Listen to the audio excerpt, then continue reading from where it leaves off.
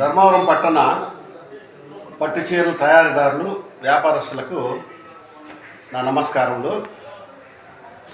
చాలా రోజుల తర్వాత ఈరోజు మన అసోసియేషన్ సంఘ సభ్యులకి, తదితర వ్యాపారస్తులకి, ఇండస్ట్రీకి సంబంధించిన వ్యాపారస్తులకి, మ్యానుఫ్యాక్చరర్స్కి అందరికీ ఒక సమాచారం అందించాలని చెప్పేసి ఈ యొక్క మెసేజ్ని ఇవ్వడం జరుగుతుంది. ముఖ్యంగా గత సంవత్సరము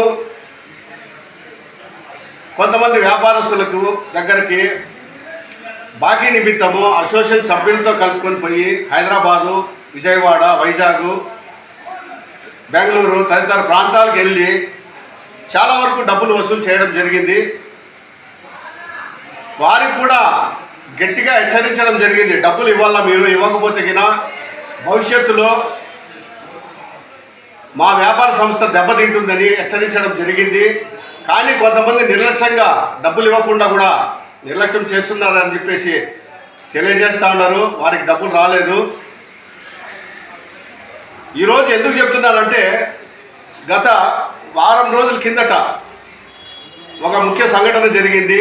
ఒక బీజాపూర్కి సంబంధించిన ఒక వ్యాపారస్తుడు దర్బారంలో ఇతరుల దగ్గర, పాతవారి దగ్గర డబ్బులు బాకీ ఉండి కూడా ఇతరుల దగ్గరకు పోయి చీరలు కొని వెళ్తుండగా మన ధర్మవరంలో పట్టుకొని పోలీస్ స్టేషన్లో రిపోర్ట్ చేస్తే, మన పోలీస్ డిపార్ట్మెంట్ వారు, 2 టౌన్ పోలీస్ సిఐ గారు, రెడ్డప్ప గారు వారికి సరైన గుణపాఠం చెప్పి మన వ్యాపారస్తులకి డబ్బు ఇప్పించడం అనేది చాలా సంతోషదాయకమైన విషయం. డిపార్ట్మెంట్ కూడా ఆ రకంగా మనకి సహకరించడం అనేది మొట్టమొదటిసారిగా మనం ఆ యొక్క 2 టౌన్ డిపార్ట్మెంట్ వారిని కూడా అభినందించడం జరుగుతుంది. ఈ విధంగా పోలీస్ డిపార్ట్మెంట్ కూడా ధర్మవరం వ్యాపారస్తులందరికీ సహకరిస్తే ధర్మవరం వ్యాపారం 3 పూలు 6 కాయలుగా అభివృద్ధి చెందుతుందని చెప్పేసి అందరూ వ్యాపారస్తులు కూడా ఆశిస్తున్నారు. మరి నిన్నటి రోజు కూడా సరూర్ నగర్కి సంబంధించినటువంటి ఒక వ్యాపారస్తుని అసోసియేషన్ వారు కూర్చోబెట్టి డబ్బులు ఇప్పించడం జరిగింది పూర్తి స్థాయిలో.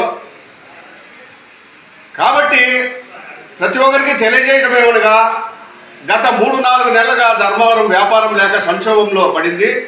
అంతేకాకుండా ఈ మధ్యకాలంలో బంగారు ధర, వెండి ధర ఇవన్నీ పెరిగినాయని చెప్పేసి జరీ ధరలు అయితేనేమి, పంట సరిగ్గా రాలేదని చెప్పేసి రేషన్ ధరలు అయితేనేమి దాదాపు వేల సంఖ్యలో పెరిగిపోవడం వల్ల ఈ పొద్దు ఈ యొక్క పరిశ్రమ చాలా సంక్షోభంలో పడింది. లాభాలు లేని పరిస్థితికి దిగజారిపోయింది. మరి ఎంత పెట్టుబడి పెట్టినా కానీ ఒక పక్క వ్యాపారస్తుల దగ్గర డబ్బులు నిలిచిపోతాయి, ఒక పక్క బ్యాంకుల్లో ఓడీలు, కుదబెట్టిన సొమ్ములు, ఆస్తులు ఇవన్నీ కూడా విడిపించుకోలేని పరిస్థితుల్లో రూపాయి వడ్డీకి 2 రూపాయల వడ్డీ కూడా బ్యాంకు ద్వారా మనము పెనాల్టీ ద్వారా ఇబ్బంది పడుతున్నాము. ఇటువంటి పరిస్థితుల్లో ఈ రేషాలు, జరీలు కూడా ధరలు పెరిగిపోయినాయి. కాబట్టి చాలామంది ఫోన్లు చేస్తున్నారు. చీరల ధరల విషయం అయితేనేమి, పార్టీల విషయం అయితేనేమి, ఏదైనా కూర్చొని ఏదైనా ఒక సొల్యూషన్ చేయాలని చెప్పేసి అసోసియేషన్ వారికి ఫోన్ల ద్వారా తెలియజేస్తున్నారు. వాళ్ళకు కూడా చెప్పడం జరిగింది. అందరూ కలిసి వస్తే కింద కూర్చొని దీనికి ఏదైనా ఒక సమస్య పరిష్కారం చేద్దామని చెప్పేసి. మరి ఇంకా ముఖ్యంగా విషయం చెప్పాలంటే, ఈ మధ్యకాలంలో 2-3 రోజుల నుంచి వ్యాపారం, మాఘమాసం నుంచి వ్యాపారం, ఈ సంవత్సరం వ్యాపారం బాగుందని చెప్పేసి చాలామంది బాకీ ఉండి కూడా వ్యాపారస్తులు, ఇతరత్ర ప్రాంతాలకు సంబంధించిన వాళ్ళు ధర్మవరానికి చాటుగా వచ్చి పాత వారికి డబ్బులు ఇవ్వకుండా కొత్త వారి దగ్గర చీరలు కొని సరుకు తీసుకెళ్ళడం జరుగుతుంది. దయచేసి ప్రతి ఒక్కరికి తెలియజేయడం అనగా, ఎవరైతే పార్టీలు పాత వారికి డబ్బులు ఇవ్వకోకుండా వచ్చి సరుకు తీసుకెళ్తున్నారో వాళ్ళకి హెచ్చరిక చేస్తున్నాము. అటువంటి వారు ఎవరైనా కానీ ధర్మవరంలో దొరికితే వారి షాప్లోనే నిలయండి. అసోసియేషన్ వాళ్ళ షాప్కే వచ్చి మీ సమస్య పరిష్కారం చేసేదానికి మేము సిద్ధంగా ఉన్నాము. ఎవరైనా సరే. ఇంకా ముఖ్య విషయము, ఇంతవరకు ఏ పార్టీ పేరు కూడా అసోసియేషన్ ద్వారా బయట పెట్టలేదు. బాకీ ఉన్నవారు ఇక్కడ అర్జీలు ఎవరైతే వచ్చినాయో ఆ అర్జీలకు సంబంధించి ఆ పార్టీలు బాకీల నిమిత్తం ఎవరైతే ఉన్నారో వాళ్ళ పేరు బయట పెట్టలేదు. వారికి కూడా హెచ్చరిస్తున్నాం. ఒక 10 రోజులు టైం ఇస్తూ ఉన్నాం. హైదరాబాద్ కావచ్చు, తమిళనాడు కావచ్చు, కర్ణాటక కావచ్చు, ఎవరికైనా కానీ ఆ యొక్క పార్టీలు పేమెంట్లు ధర్మవరానికి సంబంధించిన పేమెంట్లు సెటిల్మెంట్ చేసిన తర్వాతనే ధర్మవరంకి వచ్చి సరుకు తీసుకోవాలని చెప్పేసి వారికి కూడా హెచ్చరిస్తున్నాము. అట్లా చేయని ఎడల ధర్మవరంలో వాళ్ళని నిర్బంధించి డబ్బులు వసూలు చేయడం జరుగుతుంది. దయచేసి ఈ హెచ్చరికను అసోసియేషన్ చేసిన హెచ్చరికని ఈ యూట్యూబ్ ద్వారా హెచ్ఎంఆర్ టీవీ ద్వారా వచ్చే ఈ యొక్క మెసేజ్ని ఆ పార్టీలు కూడా ప్రతి ఒక్క వ్యాపారస్తులు కూడా పర్సనల్గా పంపించాల్సిందిగా విజ్ఞప్తి చేస్తాను. ఎప్పుడైతే ఆ విధంగా ఈ యొక్క మెసేజ్ని పంపిస్తే వాళ్ళకి హెచ్చరిక అవుతుంది. ఒక 10 రోజుల లోపల వాళ్ళు డబ్బులు ఇచ్చేటువంటి పరిస్థితి కూడా వస్తుందని చెప్పేసి నేను మనసారా తెలియజేస్తాను. అట్లు చేయని ఎడల ఆ యొక్క పార్టీ పేరు, ఆ యొక్క ఓనర్ పేరు, ఆ యొక్క వ్యాపారస్తుని షాప్ మొత్తం డీటెయిల్స్ అన్నీ కూడా యూట్యూబ్ ఛానల్ అయితేనేమి, టీవీ ఛానళ్ళ ద్వారా అయితేనేమి మొత్తం దేశవ్యాప్తంగా ప్రతి ఒక్క వ్యాపారస్తుడికి చేరే విధంగా ముందు చేసేటువంటి ఆలోచన మా ధర్మవరం పట్టణ అసోసియేషన్ కూడా చేస్తుందని చెప్పేసి వాళ్ళకి తెలియజేస్తాను. దయచేసి ఈ మా ధర్మవరం పట్టణం వ్యాపారం చాలా సంక్షోభంలో ఉంది.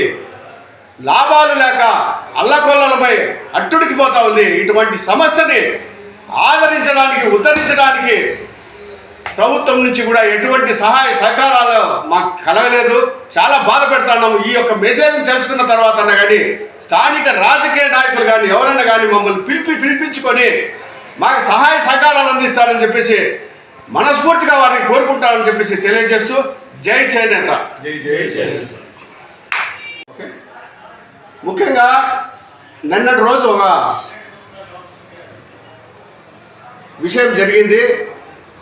మన ధర్మవరం పట్టణానికి సంబంధించిన వ్యాపారస్తులు, వాళ్ళ పేర్లు అయితే తర్వాత చెప్తాము. ఒక పార్టీ సంవత్సరం కాలంగా వారికి సంబంధించిన డబ్బులు ఇవ్వకపోగా గట్టిగా అడిగిన దానికి సరుకు రిటర్న్ పంపించడం జరిగింది.